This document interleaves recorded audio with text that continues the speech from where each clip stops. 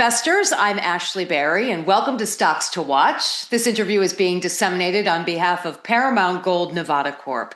And joining us today is Rachel Goldman, Chief Executive Officer of Paramount Gold, a U.S.-focused gold development company advancing its Grassy Mountain gold project in Oregon. And Paramount Gold trades on the New York Stock Exchange American under the symbol PZG. And they recently received a key federal record of decision and FAST-41 designation. Big news, representing a major milestone toward development. So congratulations on that, Rachel. Welcome. Thank you, Ashley. It's great to be here with you again. Yes, always great to have these conversations with you. And every time that you join the show, it seems like you have some amazing news coming out every single time. So as I mentioned, Grassy Mountain, now a FAST-41 project, following the federal record of decision. So in practical terms, how much does this designation really shorten the path to production compared to, say, a traditional route? So, I mean, this is a really interesting test case, and it's fascinating for us that we are sort of on the front line of this because I don't know if you recall, but the history with Grassy Mountain is we actually started down this permitting journey in 2017.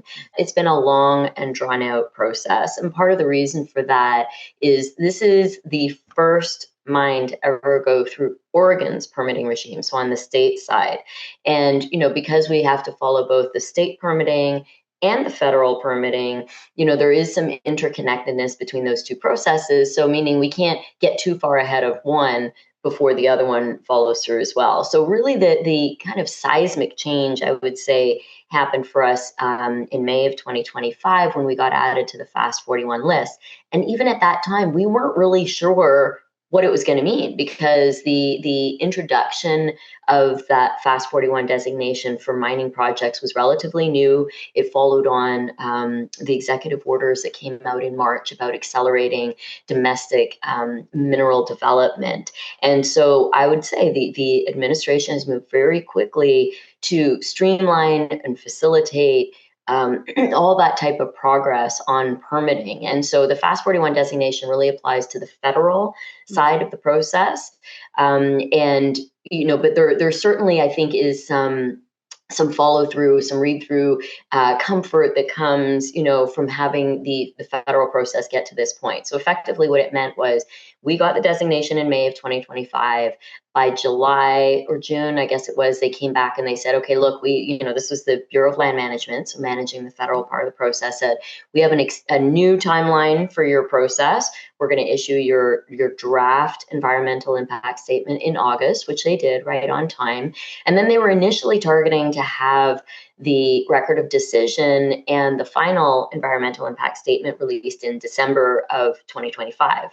Mm-hmm. And then what happened was between the time that we received our draft EIS and when we were targeted to receive the final, federal government shut down for 5 weeks. Mm. And so what was very impressive for me throughout that period of time was our local Bureau of Land Management, Oregon office continued to work through the furlough to deliver that EIS on schedule. But then during the period of time where government reopened, you end up with a lot of backlog in more of the administrative functions. Think about, the solicitors, so the legal and all that, sort of paper that moves through the bureaucracy. And so that was why they ended up pushing our target date to January 23rd. So, when they released that record of decision on the 29th, which I would say is very on time, all things considered, it is an absolutely critical juncture for the project. But I would also point out that in the press release that the Bureau of Land Management put out, they also noted that this is the first EIS that has moved through what they call the new NEPA. So at the same time as our process was going on, they also introduced new NEPA regulations. And so this was really, Grassy Mountain was, once again, after having sat in the background for 8 years, we're suddenly on the front line of all these changes. So it's been a dramatic shift. I think it really underscores how serious this administration is about facilitating the development of critical minerals projects, and happily gold and silver get wrapped up into all of that as well. And the pathways to be able to see these things move forward are really getting streamlined and shortened, to everybody's advantage. Yeah, well said. And kudos to the local government there in Oregon for working through that, weathering the storm. And even you said, okay, so it was delayed a little bit. It's amazing it didn't get delayed longer. So Yeah. that's incredible, especially with those 5 weeks of the shutdown. So I understand the mine is targeting approximately 47,000 ounces of gold per year. So that's significant. And with gold and silver prices holding near historic highs, at historic highs, how has the project's economic feasibility improved since the last study? Before we continue, be sure to subscribe to our channel and ring the bell to get notified about our latest videos. So we actually are slated to release an update to our feasibility study in the second quarter of this year. So in Q2 of 2026, we'll be putting that out.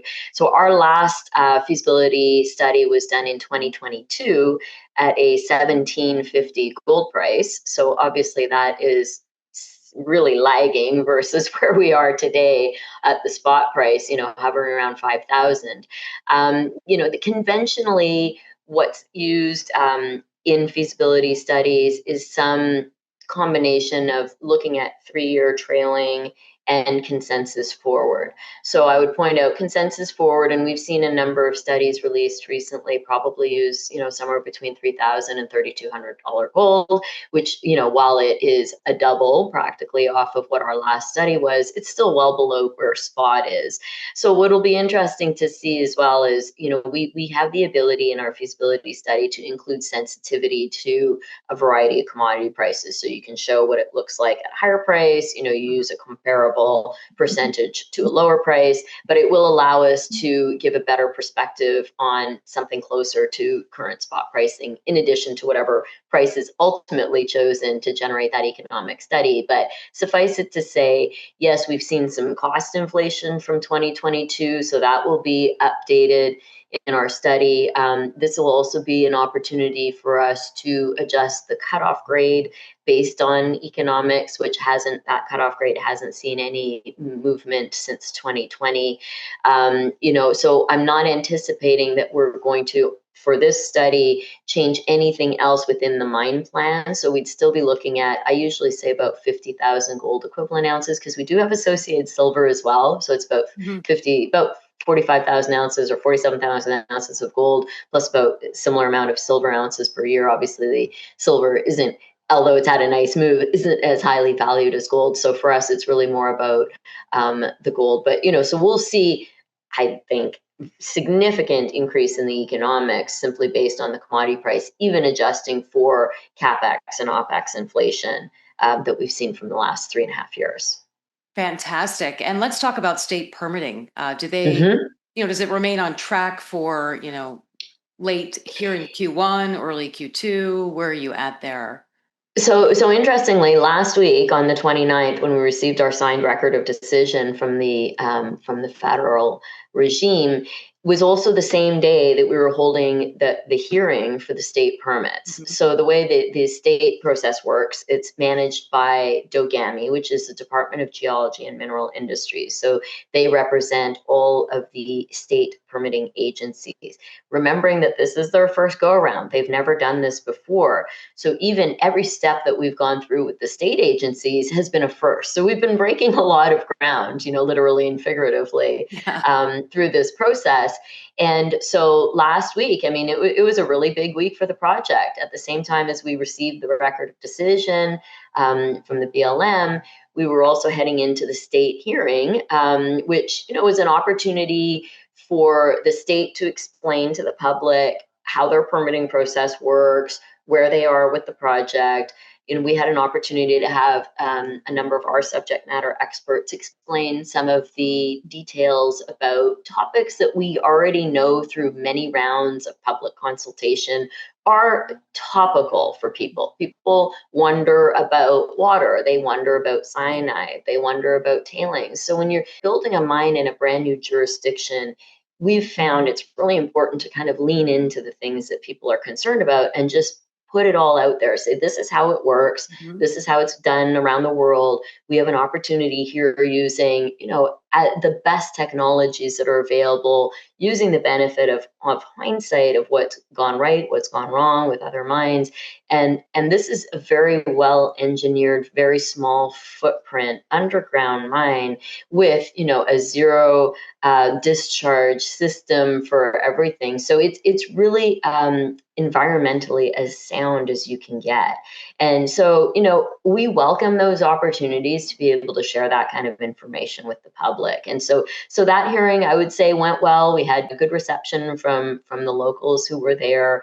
It was a hybrid version. And so once the state has now gotten through that, their public comment period is open until this Friday, February 6th. Mm-hmm. After that, they then aggregate any public comments that came in that are substantive in nature and require a response. And some of that either gets worked into their permits and permit conditions, or they explain why they don't consider it substantive, or I think they just don't respond to things that they don't consider substantive. So at the end of the day, once they get through that, they will spend the next couple of months aggregating all of that to refine the draft permit package that they released on December 8th to update it to final permits. And so, yes, it is entirely possible that by the second quarter, and likely, I would say, we will be done both the federal permitting, which wrapped up last week with the record of decision, and then the state permitting.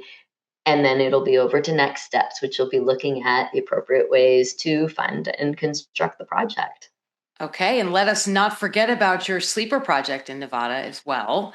So Indeed. Now that the Grassy is largely de-risked, how much of your 2026 budget would you say is shifting towards unlocking value there at the sleeper project?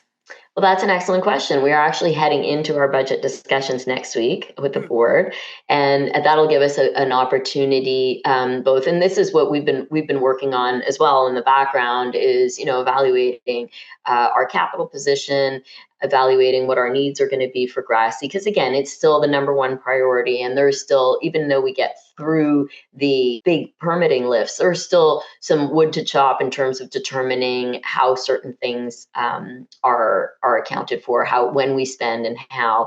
And that'll also allow us, because we've been doing some internal reviews on sleeper and assessing what would be our natural next steps there. What do we feel comfortable taking on at this juncture? And certainly this gold price environment makes sleeper look particularly interesting, because it really hasn't had any significant work done on it, whether it's drilling or anything else, probably in 20 years. Nothing really material has happened there. So yes, it is it's a great big property, 40,000 acres. It already has 3 million ounces of low grade material identified. A lot of optionality to find additional material there. And now with our added insights into the new NEPA process, we feel like we would have a pretty short permitting trajectory at Sleeper if we were looking at a restart scenario, considering it is a past producer. And with the reclamation work that we've been doing, there's ongoing environmental monitoring that's happening. So when you look at things like baseline data collection and so on, these are things that we think we could pull together relatively quickly. And so, this is topical for our upcoming discussions with our board, and we expect to be able to provide an update in the coming months. Fantastic. No pun intended, but it sounds like the sleeper project is about to get a big wake-up call, shot of adrenaline. I'm sure you've heard that before, Rachel. It's a good one. It's a good one. Okay, well, hey, to wrap things up, 3 short statements. What would you say makes Paramount Gold Nevada a compelling investment opportunity today? What I would say is, between these two properties, Grassy in particular doesn't need $5,000 gold to work. I mean, obviously it's great to have it, but Grassy Mountain had very respectable returns at much lower gold prices. So for us, the incremental move in the gold price is kind of gravy, if you will, ultimately for the economics of that mine. I think we suffered for many years from the, let's call it the Oregon discount, as investors just broadly didn't believe that Oregon was ever going to permit a mine. And I would say that we are, if we're not already at the point where we've proven out that concept, that yes, you can permit a mine in Oregon. I mean, we're essentially there. So I would expect that discount would continue to erode as we continue to progress Grassy along. And I would also say, I don't think the market has really attributed much value for Sleeper. And again, understandably, because we haven't been in a position to be able to allocate capital there. But I notice, from research coverage that exists on the company, there's still a convention of assigning very low dollar amounts to ounces at Sleeper. I'd say they're probably associating maybe $15 or $20 per ounce. I'd say Paramount in its at a whole probably trades at about $50 per ounce in the ground in total, so that leaves a lot of upside as we continue to advance both projects. And I'd say we've really committed to managing, equity dilution, to spending money where we know we can create value for shareholders. And that was very difficult to do in kind of the, the cold winter for junior mining equities, over the last number of years. And now, obviously, we've seen a big shift in that sentiment. But I think that discipline will deliver good returns, certainly to our shareholders and to the company overall. Yeah, it certainly sounds like it. Keep up the fantastic work, Rachel. Thank you so much. Rachel Goldman, Chief Executive Officer of Paramount Gold Nevada. And for those who are interested, visit paramountnevada.com. And of course, as I mentioned, they are trading on the New York Stock Exchange American under the symbol PZG. Best of luck to you, Rachel. We look forward to our next interview with you. Thank you, Ashley.